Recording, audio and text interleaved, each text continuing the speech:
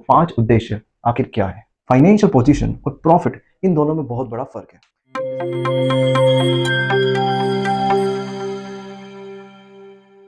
Hello दोस्तों, आज हम पढ़ेंगे अकाउंटिंग के क्या ऑब्जेक्टिव्स हैं, क्या मोटिव्स हैं और क्या उद्देश्य है।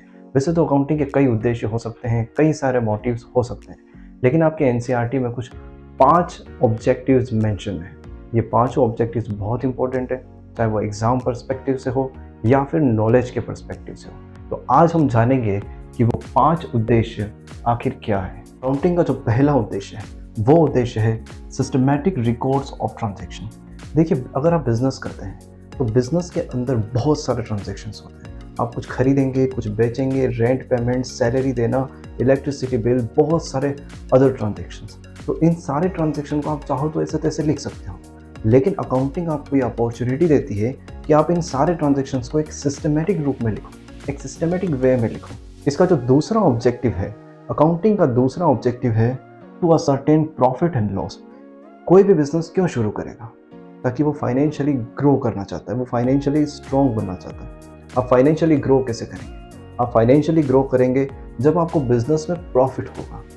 तो हर एक ओनर की, मैनेजमेंट की क्यूरियोसिटी रहेगी, वो जाने कि आखिर बिजनेस में हमें कितना प्रॉफिट हो रहा है, हर साल में कितना प्रॉफिट हो रहा है, 6 मंथ्स में कितना प्रॉफिट हो रहा है, 2 साल में कितना प्रॉफिट हो रहा है। तो ये जानना बहुत ज़रूरी है। तो अकाउंटिंग आपको एक मौका देती है कि आपको एक रियल में कितना प्रॉफिट हुआ। देखिए, हमारा तीसरा ऑब्जेक्टिव हो जाता है टू डिटरमाइन फाइनेंशियल पोजीशन।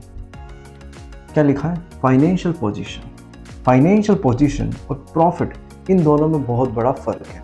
एक बिजनेस हो सकता है जो हर साल बहुत अच्छा प्रॉफिट अर्न कर रहा है, लेकिन हम ये नहीं कह सकते सिर्फ प्रॉफिट को देखकर कि उसकी फाइनेंशियल पोजीशन बहुत स्ट्रॉन्ग है, वो मार्केट में फाइनेंशियली बहुत अच्छा स्टैंड करता है, बहुत स्ट्रांगली फाइनेंशियली स्टैंड करता है। ये हम तभी कर पाएंगे जब हम, अकाउंटिंग हमें क्या बताएगी? Financial position. फाइनेंशियल पोजीशन बहुत सारे फैक्टर्स पे डिपेंड करती है, जैसे कि किसी बिजनेस के अंदर उसके ऑनर ने कितना पैसा इन्वेस्ट किया है, वो बाहर से लोन कितना लेकर के आया है, उसको कितना पेमेंट करना है, उसके कितने क्रेडिटर्स हैं। तो ये सारे फैक्टर्स जो है वो फाइनेंशियल पोजीशन डिटरमाइन करते हैं। इसलिए हो सकता है किसी बिजनेस में बहुत अच्छा प्रॉफिट हो रहा हो, लेकिन वो फाइनेंशियली बहुत वीक है।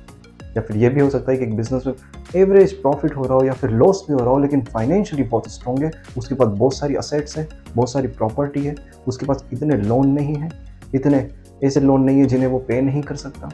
तो ये अकाउंटिंग का एक पर्पस होता है, एक ऑब्जेक्टिव होता है कि वो फाइनेंशियली पोजीशन का पता लगाए। तो अगला हमारा जो ऑब्जेक्टिव है वो है to provide information to various users. देखिए, अकाउंटिंग के अंदर बहुत सारे यूजर्स होते हैं। अकाउंटिंग के यूजर्स का मतलब ये है कि जो आपने अकाउंटिंग बनाई है, जो आपने रिकॉर्ड्स बनाए हैं, जो सिस्टमैटिक रिकॉर्ड्स बनाए हैं, उसको यूज़ कौन करेगा? तो उन यूज़र्स को हम क्या करते हैं? इंफॉर्मेशन प्रोवाइड करते हैं। बहुत सारे यूज़र्स होते हैं, हम किसी अगले वीडियो में हम जानेंगे कि कौन कौन से अकाउंटिंग में यूज़र्स होते हैं। अभी के लिए आप ये समझ लीजिए कि वो सारे लोग जो अकाउंटिंग की इंफॉर्मेशन की डिमांड करते हैं। For example, owner. आखिर अकाउंटिंग हम कर किसके लिए रहे हैं? हमने इस बिज़नेस के सारे रिकॉर्ड्स बनाए, किसके लिए? उसे कौन देखेगा? वो बिज़नेस का ओनर देखेगा, मैनेजमेंट देखेगा, ताकि वो उससे पता लगा पाए कि कितना प्रॉफिट हुआ है, कितना लॉस हुआ है। तो अकाउंटिंग का जो अपना अगला ऑब्जेक्टिव है वो है टू असिस्ट द मैनेजमेंट। देखिए, अब अकाउंटिंग का उद्देश्य सिर्फ इतना सा नहीं रह गया कि आप रिकॉर्ड बनाओ और आपका काम खत्म। नहीं, अब अकाउंटेंट का रोल बहुत बड़ा है। एक मैनेजमेंट चाहता है कि आप एज एन अकाउंटेंट उसे गाइड करें कि वो बिजनेस में क्या डिसीजन लें। देखिए, अकाउंटिंग का जो उद्देश्य है वो बहुत बड़ा हो गया है, जो अकाउंटेंट का रोल है वो बड़ा हो गया है। ये सिर्फ इतना सा नहीं रहा कि आप रिकॉर्ड बना ले ट्रांजैक्शन का और आपकी अकाउंटिंग खत्म। नहीं, अब अकाउंटिंग का रोल बहुत बड़ा हो चुका है। अब आप क्या करते हो? आप मैनेजमेंट को असिस्ट करते हो, आप मैनेजमेंट को गाइड करते हो कि किस दिशा में जाना है। फॉर एग्जाम्पल, आपका एक बिजनेस है, अब उस बिजनेस के अंदर बहुत सारे अलग अलग प्रोडक्ट्स को आप बेचते हो। तो अकाउंटिंग जब उसको सिस्टमेटिक तरीके से रिकॉर्ड करती है तो आप जान सकते हो कि कौन सा प्रोडक्ट आपको ज़्यादा अर्न करके दे रहा है, कौन सा प्रोडक्ट किसी काम का नहीं है। तो ये सब आपको अकाउंटिंग से जानने को मिलेगा। ये थे अकाउंटिंग के 5 उद्देश्य, ऑब्जेक्टिव्स। मैंने एक बार फिर से रिपीट करता हूँ। Systematic records of transaction, to ascertain profit and loss, to determine financial positions, to provide information to various users, to assist the management. उम्मीद करता हूँ कि आपको ये वीडियो पसंद आई होगी, आपने कुछ सीखा होगा। आप इस चैनल को सब्सक्राइब कीजिए, इस वीडियो को लाइक कीजिए ताकि फ्यूचर में भी मैं ऐसी और वीडियोस लाता रहूँ। Thank you.